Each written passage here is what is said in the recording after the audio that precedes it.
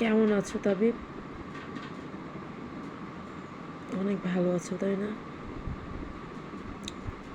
তোমার আর এখন আর কেউ বিরক্ত করে না, তোমার সাথে এখন আর কেউ পাগলামি করে না, তোমার কাছে আর কেউ এখন আর বায়না করে না, তাই না? আমাকে জীবন থেকে বের করার জন্য যতটা নিচে তুমি নামছো, তুমি কি ভাবছো তাবিব? হ্যাঁ, মানতেছি তোমার প্রতি অনেক দুর্বল ছিলাম, প্রচণ্ড ভালোবাসতাম তোমায়, কিন্তু অতটাও বোকা ছিলাম না। আমি তোমার মনের কথাগুলো বুঝতে পারছি, তোমার ব্যবহার, তুমি আমার সাথে কীভাবে আচরণ করছো, অবহেলা, আমি বুঝতে পেরেও আমি চুপ করেছিলাম, কারণ আমি তোমায় প্রচণ্ড ভালোবাসতাম। কিন্তু তুমি আমায় কখনোই ভালোবাসো নাই, সেটা জেনেও একতরফায় আমি তোমায় ভালোবেসে গেছিলাম। তোমায় নিয়ে অনেক অহংকার ছিল আমার, কথা আছে না, অহংকার পতনের মূল, সত্যি কথা। তোমাকে নিয়ে অনেক গর্ব করতাম, তুমি বেস্ট একটা হাজবেন্ড আমার, তুমি আমার তুমি আমার আমি কখনো ছেড়ে যাবা না ভাবছিলাম এটা। আমি যতই পাগলামি করি না কেন, তুমি আমাকে ভয় লাগানোর জন্য সেই কথাগুলো বলতে আমি ভাবছিলাম এগুলা, কিন্তু তুমি সত্যি সত্যি আমাকে 2023 সালে তুমি বলছিলা 2023 সালে ফ্যামিলিকে ম্যানেজ করবা, কারণ তোমাদের প্ল্যান আগেই ছিল। যখন ফার্স্ট তুমি তোমার বাবা মার কাছ থেকে আমার কাছে চলে আসছিলা, তোমার চাচাকে বলে আসছিলা, তখন থেকে আমার একটু একটু সন্দেহ তোমার উপর ছিল, বারবার তোমাকে প্রশ্ন করছিলাম, তবে তুমি তোমার চাচার কাছে কি বলে আসছো আমাকে বলো। তুমি বলছো এমন কিছু না, তুমি আমায় এমনি আমনি অনেক রকমই বুঝাইতা। তুমি আমাকে যখন ফার্স্ট তোমাদের বাড়িতে মারছিলা, তখন না তোমার পায়ে আমি ধরছিলাম, হ্যাঁ মানতেছি, প্রচণ্ড ভালোবাসছিলাম, তো তোমার বাবার পায়ে ধরে তোমাকে ভিক্ষা চেয়েছিলাম বাবার কাছে। যখন দেখতেছি আমাকে তোমার জীবন থেকে নিয়ে যাচ্ছে ওরা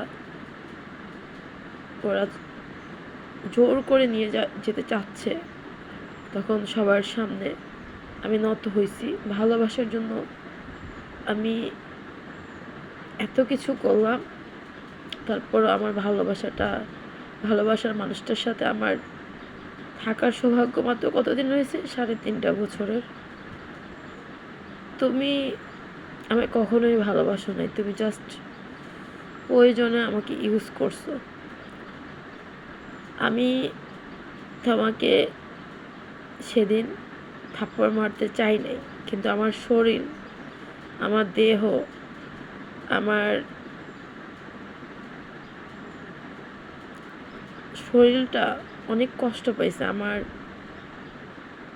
প্রচুর কষ্ট দিছো তুমি আমার দেহকে, আমার হৃদয়টাকে। আমি তোমার সেদিন জ্বরে ধরতে চাইছিলাম, কিন্তু জানি না আমার শরীরের প্রতিটা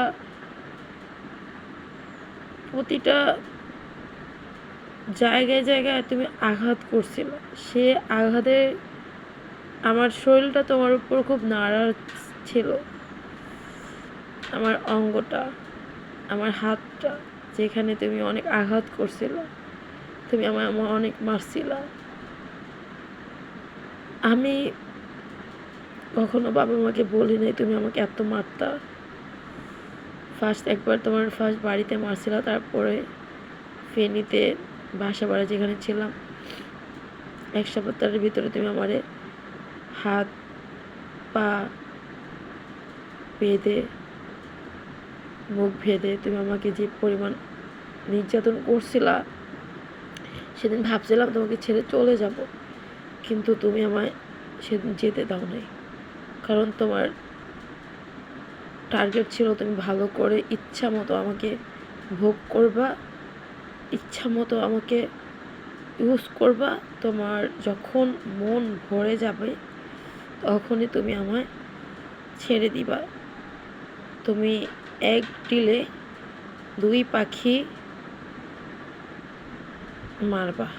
সো তোমার এটা আইডিয়া ছিল। তুমি অনেক চালাক, অনেক বুদ্ধিমান একটা মানুষ। তোমার মাথায় এত বুদ্ধি, এত চালাক তুমি। আমি তোমার চালাকি ধরতে পেরেও চুপ করেছিলাম, কারণ আমি তোমায় প্রচণ্ড ভালোবাসছিলাম, কিন্তু তুমি আমায় ঠকাইছো। আমি থাকা অবস্থায় তুমি অন্য মেয়েদের সাথে কথা চালাইতা।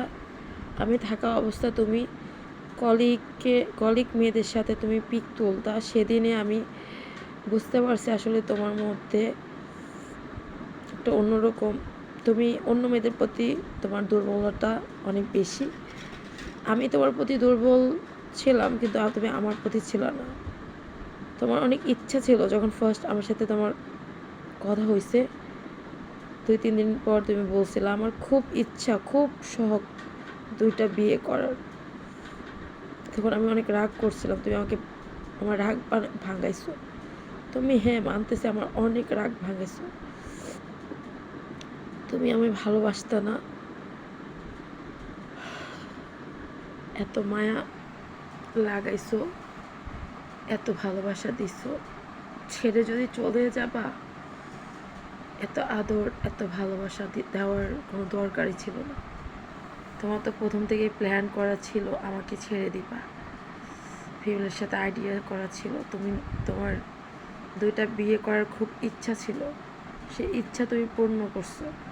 তুমি খুব বাজেভাবে আমার ঠকাইছো। আমি এই ভিডিওর মাধ্যমে আর বলতে পারবো না, কারণ ভিডিওটা অনেক বড় হয়ে যেতেছে। তুমি আমায় খুব বাজেভাবে ঠকাইছো। তুমি পারছো অন্য কাউকে তুমি জায়গা দিতে তোমার বুকের মাঝখানে, কিন্তু আমি কখনো পারবো না। তোমার কি বুকটা একটুও কাঁপে নাই? যখন তুমি বিয়ে করছিলে তখন কি একটাবার এই পাগলিটার কথা মনে পড়ে নাই? আমি এতটাই খারাপ ছিলাম, এতটাই জঘন্য ছিলাম। কখনো কি একটু ভালোবাসো নাই তুমি আমায়?